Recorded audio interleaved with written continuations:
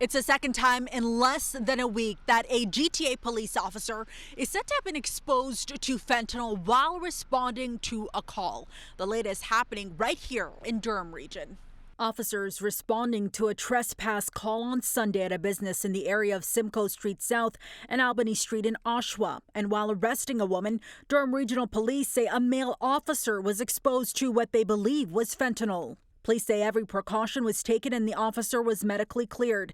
But they add, with an investigation currently underway, they can't speak to exactly how the exposure happened. We can, accurately understand that fentanyl would most likely have been on her person in some type of form, whether it be powder or a solid pill. If it was powder, it could have been through an inhalation or a touch.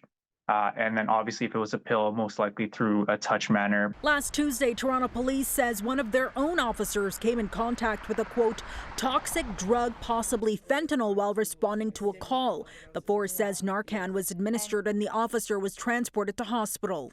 According to Health Canada, there are, quote, potential risks associated with fentanyl exposure which vary based on the type of contact, adding that, quote, skin exposure to fentanyl powder is extremely unlikely to cause immediate harm. Taking prompt precautions such as washing the affected area with soap and water can minimize potential or unknown risks. For police, what's the concern when there is an officer who has been exposed to fentanyl?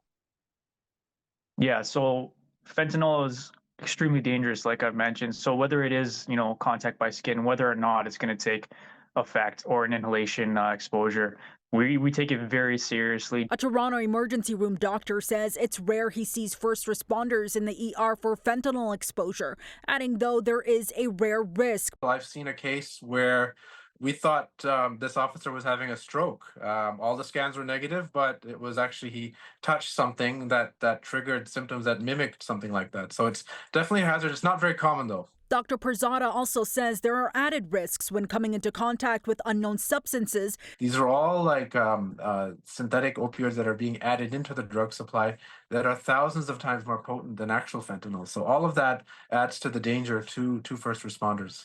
Durham police say these incidents show the dangerous situations officers have to deal with when responding to calls. For City News, I'm Faiza Amin.